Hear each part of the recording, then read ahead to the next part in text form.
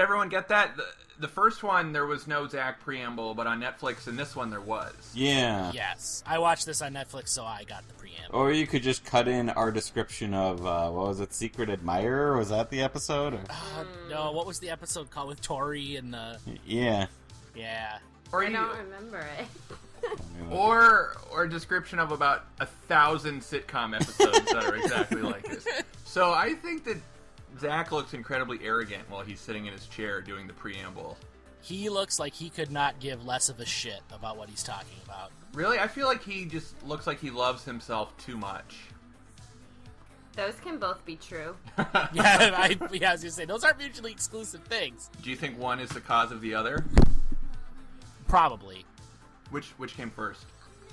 The admiration of himself. That led to him not caring. Mm-hmm. That's fair.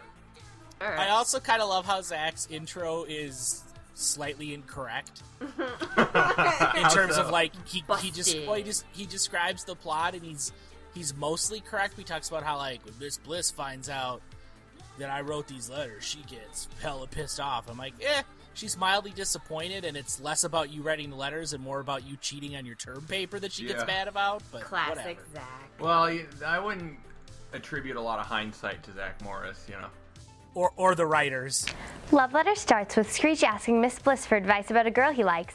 She tells him that he would know if she liked him back and if she sent him signals. However, he totally misinterprets this advice and ends up thinking Lisa likes him back. So we open with Screech and Miss Bliss, and we always open with a Miss Bliss voiceover, right? Yeah, it's like two smooth segues. You know a thing is really good when it has two voiceovers going into an episode. Well, it's because this is such a complex plot, they really need to step back and make sure that the audience is on the same footing. Well, see, I didn't remember. I remember Zack being like, oh, hey, I remember 8th grade, and that makes sense just to sort of try to justify this. Right. But him then summarizing the plot does not make sense to me. He should have been telling us why we were going to hear the thoughts of a woman and why a woman was allowed to speak. And here we are presented with a typical sitcom situation, where one tries to explain something to the other. It's just far-fetching for words. Three's Company was kings at sending mixed messages packed with innuendo and plenty of misunderstanding instead of leaving your supporting characters swimming in a pool of confusion. Miss Bliss assigns the class a huge paper due in a week, but Zack hasn't started it. He asks Screech to go write it for him, and in return he has to be set up on a date with Lisa. So Screech asks Miss Bliss for love advice, and he's like, how can you tell? I can't remember handwriting. How can you tell if someone, like, what's this feeling? And then she's like, that's love. And he's like, well, how do you tell if they like you too? And she should be like, you never have to worry about that because you're the Screech. Yeah, you'll remain unloved for the rest of your life. So don't worry about it, kid. It would have made a lot of sense, like this being a prequel, if Miss Bliss had been like, what you do is you never leave her alone. Yeah. Ever, never take no as an answer. You just bother her forever. It would have explained so much. Because I do know from caring too much about this show that Lisa was scripted as like a Long Island Jewish princess. Mm-hmm. Right. And so probably they had written this episode before they cast her, and then they just didn't bother to make a thing of it. Went with it, and it's nice. Kinda, except it's such a creepy relationship or whatever. But well, the whole relationship, regardless of Lisa's ethnicity, the whole thing is fucked. Yeah. Yeah. But it's interesting that I think it came out of negligence, just that they didn't bother to make it apply to this casting change. But it's weirdly progressive as a result. Right, it's the kind of colorblind casting you wish you could see more of, and they just sort of stumbled upon it in 1987 out of sheer laziness.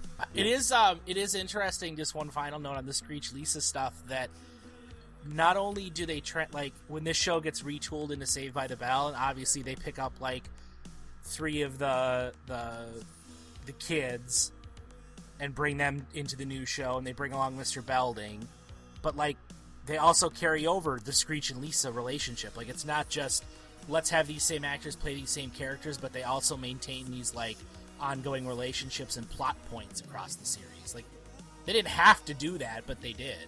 Damn, what a totally amazing, excellent discovery. So Zack immediately goes into scammer mode. So Miss Bliss leaves, and Zack and Screech are left alone. And Zack starts scamming Screech to write his paper. And my question for you guys is, why can't Zack write his own paper? Can he read? He got a high SAT, but he cheated on that. He's busy going over to that girl's place with the bikini. No, she broke it off with him after he lied to So her. you think. Well, he doesn't take no for an answer. That's true. I feel like it's presented as an absolute that he just cannot write this paper. And that's where I got stuck. Him too. Yeah. Because he values wheeling and dealing over elbow grease. This is the beginning of the Zack Screech dynamic. But it's very different than what we see later because they're not really friends. Yeah, I guess And what's weird is I didn't really catch that until the end.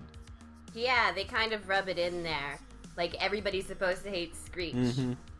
Well, it makes more sense. Right. Yeah. Like, their relationship should have been more like this in high school.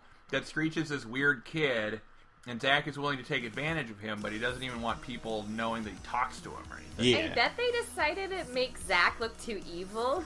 Mm-hmm. He's very evil right now. Well, and I think it's hard to have him be around all the time under the pretense that they're not actually friends. Well, then we could have had less Screech, is what you're saying. Oh, God. In the hallway, Lisa runs into Miss Bliss and an attractive new teacher. Lisa gathers her things and runs off to class, leaving Miss Bliss alone with the new teacher. He helps her collect her papers, and they instantly have a connection. So then we go to the hallway, and it's Lisa and Nikki. And Lisa reads the love letter, which has great lines like, "And our love together will soar through the pastel skies, and not touch down again until time ceases to exist." Which we all felt aroused when we read that, right? Heard that? Yeah, I was like half-mast. Yeah. This show made me forget what being horny ever was. You missed. I'll give it some kind of credit for not wasting time spelling all of this out. Like, I feel like later iterations of the show would have had Zack, like, explaining to somebody else that he was going to write the love letters, or show him sitting down to write. We just go from Screech and Zack make a deal, and then the next scene, Lisa has a love letter from a secret admirer, and they leave it to us to sort of make the connection that this is Zack's plan in motion. Well, we can all agree that this is a smarter show. For the late 80s sitcom kind of show. Yeah, this is like a standard family sitcom, and the later one is more like a live-action cartoon. Right. It's kind of like Welcome Back Kotter, right? But with a woman. Don't you ever talk about Welcome Back Kotter like that. Oh, what? Did the podcast mess with you? No, it's more like Head of the Class, but with a woman.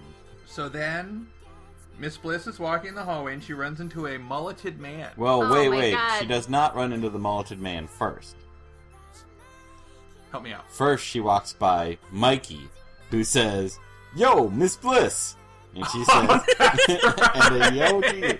And that is the beginning of the end of Mikey on That's this a episode. episode wrap on Mikey, Max Patimo. You can head for home. When they did the table read, Mikey was like, "Do I have to stay the whole time?"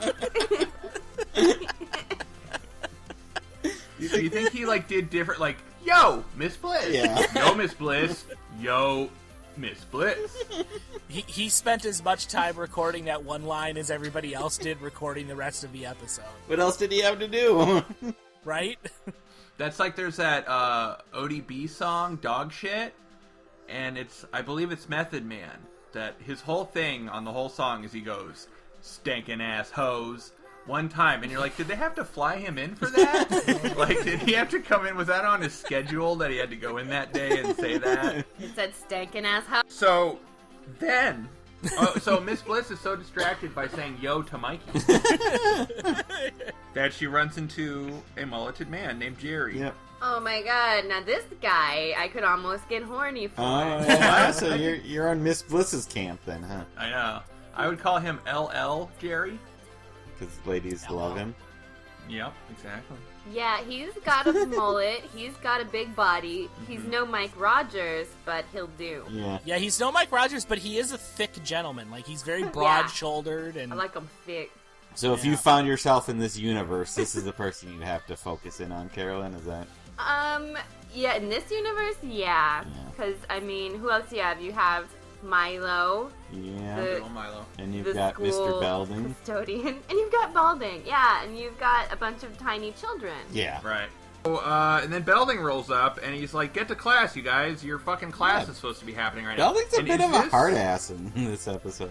Is this the only time ever Belding does something that a principal should do? It's certainly the first time we've seen him principaling. I mean, maybe he'll... last. Yeah, I mean, he might do it again later in Miss Bliss.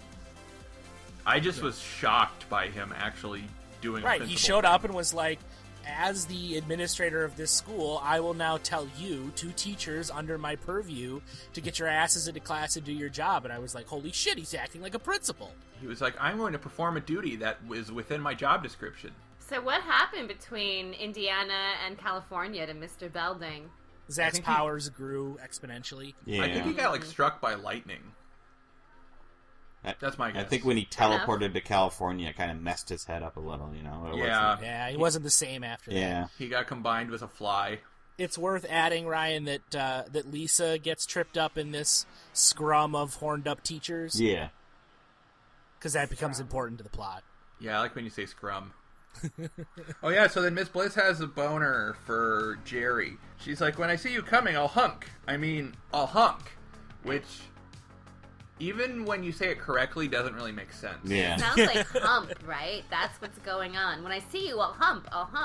But when I see you coming, I'll honk. Like, okay, I get the wordplay. She says hunk instead of honk. No, the like, idea is that because when they first bump into, like when the 3 of them all bump into each other, Lisa and Hunky Teacher and Miss Bliss says something like, oh, I hope one of us has collision insurance. Like, she's treating the whole thing like a car accident. And so the gag, I think, is, you know, oh, if I see you coming, I'll honk. Like, if we were in cars, that's what we would do. And I'm maintaining this ruse that this is all like a car accident. Right? Just a totally normal people are cars joke. Back in her living room, Miss Bliss is grading papers with Tina when she finds Lisa's love letter mixed in with her papers. She mistakenly assumes it is for her from the new guy. So then we go to Miss Bliss's house. And she's grading papers with, I wrote what's her name, but then later I was able to write Tina when I say it. It said, what's her name? Other teacher. And she finds the love letter, and Tina thinks it's from Jerry to Miss Bliss. Which is a reasonable deduction? I guess. I mean, yeah, like we've said, this is a pretty common premise, but if you found a love note in your papers after you crashed into a hunky man, would you assume that was intentional, or just, like, let it go? I would for God's sake? assume it was one of my students. Well, it's not addressed to or from anyone. Yeah. And also, she has observed via voiceover that the kids are having boners for each other right now. Yeah. Or it's a, like, student crush on her, and then they wrote it to her, you know? Yeah, I would say one of the least reasonable deductions is that it's Jerry. Especially when you think of what he had to do to get that letter in there as opposed to something else. Like, he had to stage the bump and then hope her papers fall and then slip a paper in there just to make sure she gets it. Once I admired a woman and I ran into her with my body and I made sure that my love letter was mixed in with her paperwork. You're a bad person. She asks him out only to find that he is happily married. She quickly realizes that it wasn't him who sent the letter, and she next assumes it is Mr. Belding who sent it. So, Nikki and Lisa speculate about who the admirer is. And then Miss Bliss approaches Jerry while Milo stares and constantly interrupts them. And I love Milo, you guys. I feel like Milo's a character that has discovered he's in a sitcom. That's a great point. That might be why I like him so much. I like his delivery and stuff. Like, I'm cool yeah. with him. But his character doesn't make any sense. Okay, so if we don't all admit he's a custodian... He's an administrator. How does an administrator have access to the pipes? They all have access to the pipes. He's a pipes administrator. You're totally right, David. Like, he seems to realize that he is on a TV show. Oh, yeah. So he's going to have fun and enjoy himself. Yeah. He just wants to have fun. Yeah. He really likes gossip, and he's really excited if Mrs. Bliss is gonna get that pussy filled. So, It's true fact. gonna get that pussy filled. They're certain it's Belding. And they're not really willing to entertain the notion that it's not. Well, and the other thing, like, so this whole... It wasn't the hunky substitute that wrote it, because when she confronts him, he's like, sorry, I'm married. But they fucking know Belding is married. Yeah, that's... Well, see, that's So what I didn't know. I'm like, is he married in these? What? Right, I wrote down, isn't Belding married? But then we find out later in this episode that he is, and that this is common knowledge of Miss Bliss. So, like, even if she still entertains the notion, it should have been like a Belding, but he's married. Why would he do that to his wife instead of just like, ew, why is Belding hitting on me? Yeah, what a nightmare. First of all, it's Mr. Belding. Second of all, it's her boss. Third of all, he's married. Like, this is a Lifetime movie. Again. Just wait till he shows up on her bed blasting the finger guns. Oh, and those hairy hands. They're not hairy yet. This is Belding at his handsomest. Handsomest. Oh. Hairy handsomest. Ryan? Yes. If you met Dennis Haskins today, would you have sex with him? Wait, did I? Would you? Oh. Yes, you two were being just a bunch of stupid assholes to even conceive to the fact that any of us wanted to picture the both of you buck naked. So anyway, they're like, Miss Belding then approaches as soon as they realize it must have been him. Yep. And they're like, how are you? And he's like, to be perfectly honest, I've been very, very lonely. I know. How are you? To be perfectly honest, here's a line of dialogue that is just vague enough so that you can misunderstand it into what you're currently thinking that I'm doing. Dude, never walk around saying you're lonely. That's like Wait. a way to guarantee you'll keep being Wait, lonely. what? So my note is, he is vague and assertive. He's like, you haven't responded to my note. I know. He's like getting in her face. Yeah, but Yeah, he's kind of intimidating her physically. It's really gross. It's weird. Yeah, but he just wants his requisition. What a requisition. I have no idea. I'll tell you this much, this isn't the last we've heard of requisition forms on this show. When else have we heard of them? Well, in future episodes of Miss Bliss, they'll come up again. Really? Yeah. What are they? I think it's like when teachers want something for their classroom, like a new globe or a new And set of smell maps that markers. don't have the USSR on them anymore, or some new chalk or something. You fill out a requisition form and submit it to the principal being like, this is the stuff that I want. In the bathroom, we learn that Zack has been writing love letters for Screech to give to Lisa in return for him writing Zack's paper. In his next letter, he writes that Lisa could meet her secret admirer after school in the cafeteria if she wanted to. Although this makes Nikki skeptical, Lisa is endeared. So then Zack and Screech are in there, and they make a plan that tomorrow after school, Screech will meet up with Lisa, and there's a tense exchange of papers, because neither wants to hand it over, but Zack gets his term paper, and Screech gets his Lisa love note. So, and why is Zack so good at writing love notes? He just is? Because Yeah. he's perma-horny? Oh. But does that make you good at writing love notes, David? David? Yeah, I think it does. Yeah. I'm pretty good. I'm pretty good at fooling women into thinking that I'd be interesting. So then they make an after-school meetup plan, and they're looking at it in class. Then we go to class, and Lisa is reading the note and talking to Nikki about it, and Miss Bliss takes the note, Yeah. which thickens the plot. And she doesn't read the note, though. She just takes it, which is kind of an odd thing to do. Yeah, and it really does not serve the premise very well, Mhm. like based on what's going to happen. But before she takes it, I think my favorite thing in this entire episode happens. Lisa's growl. Screech comes by and Lisa just growls at him. Yeah, you like that? I just think that's how she should handle Screech in every episode moving forward. Like, anytime he just gets too close, she just growls. Or Mace. Or Mace. Growling and then Mace. Yeah. This is before tasers, I guess. Yeah. Because that would be good. When Mr. Belding comes to pick up the papers for Miss Bliss, he accidentally grabs the love letter too. And like Miss Bliss, he also mistakenly assumes that it's for him. And Belding enters, and he's horny for forms. Yeah. Requisition forms. And he does his first Belding laugh. Yeah. It's like a proto-Belding laugh. It's pretty much there. Although it's not really an occasion that called for it, but whatever. No, it's totally out of nowhere, which is what's weird, because, I mean, I know that they filmed these after the college years, so it makes more sense. But it seems weird, because it's like he does the laugh, and it's not an established thing yet, because this is a prequel. But he does it as though it is. And at this point, he comes in, and Miss Bliss is all like freaking out and glad that there's students in the room so that she won't get sexually harassed by Belding. Which, A, it makes me question their working relationship outside of this episode.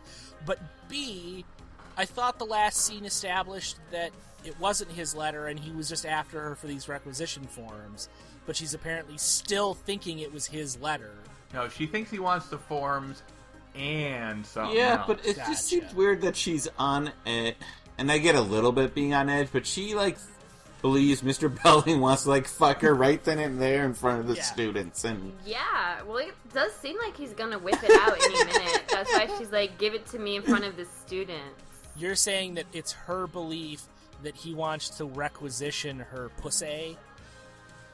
Yes. Okay. That's what the requisition is. I mean, Belding sort of does seem like he's the kind of guy that could just whip it out whenever. Well, because that's Dennis Haskins coming through. We've discussed how he's trawling karaoke bars. All you wanna do is ride around Brook. All you wanna do is ride around. That's not all I want to do, but we'll save that for later. They confront each other in the hallway, both assuming that the other sent the letter, and in the confusion, Miss Bliss figures out about the situation and lowers both the boys' grades as punishment. So then we go to the hallway. Belding has the note, and he makes the very logical deduction that it's from Miss Bliss now.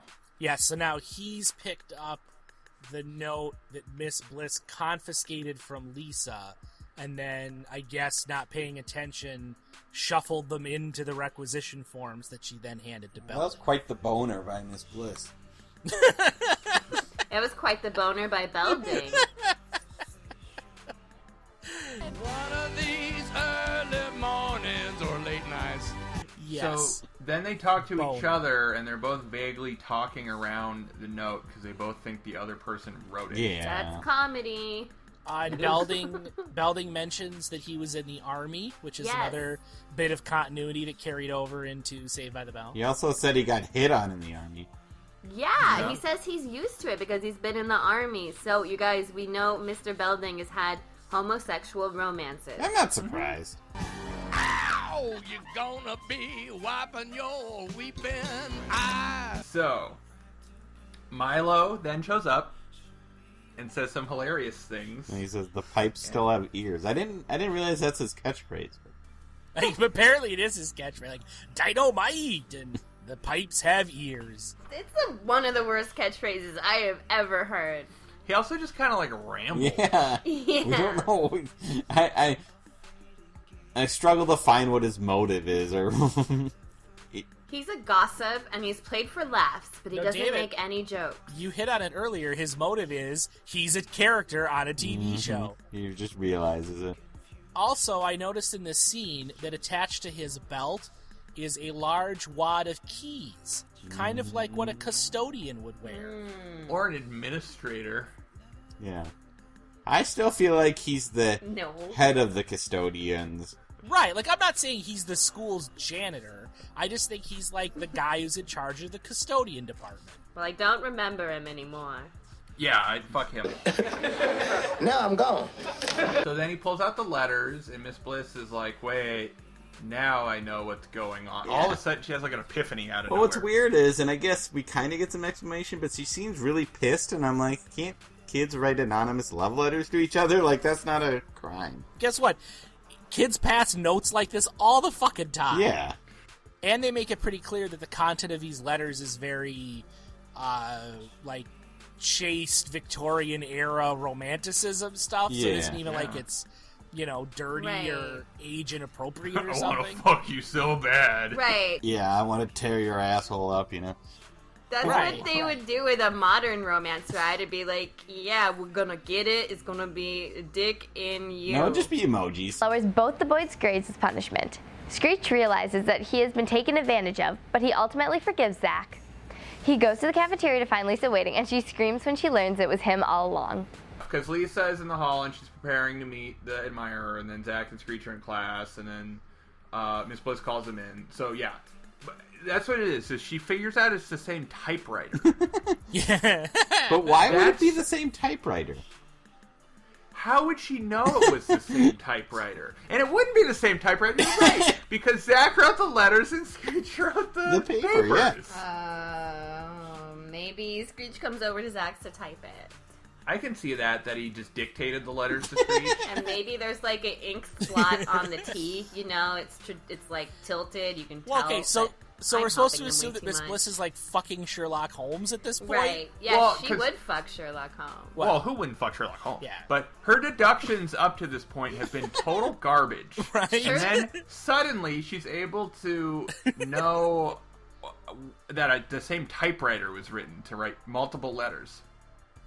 Sherlock Holmes would be able to tell too much about your vagina. If Zack and Screech are sharing a typewriter, wouldn't all their papers have been the same and she hasn't noticed that before? And is that even wrong, I guess? I don't know. Could they just say that, we share a typewriter for whatever Guys, can we just pause for a moment and laugh at these podunk, technologically backwards people that have to do their homework on a typewriter?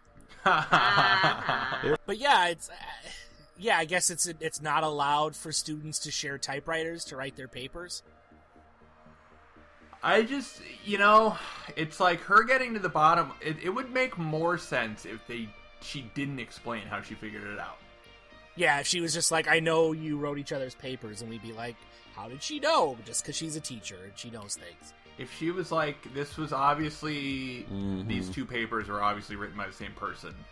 Yeah, or if they were just also handwritten, so it was like handwriting that she read. Yeah. Like, I actually thought that she was finally, like, really looked at it and was like, oh, this was like Zack's handwriting, and maybe compared it to something else he had written, and then... Yeah, and it would be kind of funny if they got busted because they never stopped to consider that the handwriting would be the same. Yeah. Because they're just kind of young, stupid kids at this point. But oh no, they just, they were stupid enough not to realize that old Miss Bliss has an eye for typewriter ribbons. I know, she's so savvy. And then Zack tries to weasel his way out of it. Miss Bliss is like, a cute smile and apologies aren't going to get you through life. Which is questionable. Well, and she also says that, and as well as taking advantage of people. Yeah, neither is taking advantage of people. He never learns any of these things. And it's nice to hear it said. Yeah, but I feel like the entire history of the series that we reviewed prior to this episode undermines this lesson. That in fact, cute smiles, apologies, and taking advantage of people will result in him marrying Kelly and living happily ever after. Yeah, it's really weird to see their ultimate thesis stated in a way of disapproval when it will be proved that that is how Zack is going to go through life. Yeah. It's weird that they say it and then go back on it. So then Zack gets a 0, which is worse than an F. And Screech gets a D, which he's grateful for. Even though he really got fucked over. Yeah. Yeah. I guess he got punished for not being smarter about it. Well, and he also learns nothing here, because he's gonna just go through this a million more times. To be fair, if someone is writing another person's papers, you still have to punish the person doing the writing too, I think. But... Yeah, that's true. I do wonder, like, I don't know, maybe this is just splitting hairs, but, like, Screech gets a D on his paper, but I feel like maybe his punishment should be separate from his grade, because his paper was probably fine. He still deserves to be punished because he wrote Zack's paper, but maybe that should be more like, you have to do, detention for 3 weeks. But then Miss Bliss sees the relationship that Zack and Screech has and knows that Screech will be punished for the rest of his life. Yeah. My note was, get used to being taken advantage of, Screech. And he does. He pretty much verbalizes the, well, it was still cool hanging out with you, even though you took advantage of me. True. Do you ever wonder what it would be like to have, decide to continue to be friends with a guy like Zack, who just is, very open about the fact that he's always scheming and manipulating any opportunity he can find? I've kind of had those people in my life, and I don't anymore. Exactly. And it's better not to, for sure. I think we all have people who were, kind of on the make and just using anybody for whatever they could get, right? Was one of them Gallagher? But were they so open about it, though? So, Zack and Screech have a moment in the hall, and Zack admits he took advantage of Screech. Yeah, he has to actually explain what he did wrong to Screech. Which is kind of funny. Screech still doesn't get it. And he's like, Screech, the thing is that you're a hideous monster. Yeah. True. And so no one will ever love you. Your own parents Especially don't not love Lisa. you. You realize this, right, Screech? And actually, when you get paroled from jail, you're going to just go right back to jail. That's your future, Scrunch. And Screech is like, it's alright. Which is pretty much, he makes it. And they're still not friends, which is a weird thing about this, too. Yeah, and Screech kind of says that no one else likes him, so that makes it more worth it to have Zack. Yeah, he's like, oh, can I tell because Zack tells him, you're not such a bad guy, Screech. And he's like, oh, do you mind if I tell the other guys you said that? And Zack's like, yeah, but you could do it anyway. And so you really get the idea that this is not a, long-standing friendship. This is sort of the blossoming of their friendship. Yeah. And then Screech still wants to go to the cafeteria to meet Lisa. And is this a tragic or a comic ending? I laughed. You laughed? I did like his line about how he's like, I'm going to go, where are you going? Oh, I'm going to go meet Lisa. Whoa, but you're a hideous chud monster. Yeah. And then Screech is like, yeah, but I don't want to spend the rest of my life wondering if Zack Morris was wrong. That was mildly clever. He still is going to go in and just in case. And then we learn he's always right. Yeah, because he goes in and then there's just screaming heard. From And as he walks down the hall, we get the slower, slightly meaningful music before it goes into the usual Saved by the Bell end theme. Right? Do we know if they had all of this music initially? Yeah. Have I asked that? That's what I don't know. That's a good question. I feel like it'd be pretty simple to add on, because they definitely figure out a lot of their brand with those catchy fucking bumpers. Yeah, but at the same time, I feel like they wouldn't have spent the time and money to go back in and add the music. Yeah. I feel like feel like Zack's introduction was added. But that's Right. just pasted onto the front. It's not inserted Well, into they'll make the tech people do work. They just won't make the director, the actors, or the writers do yeah, but they work. still got to pay those people.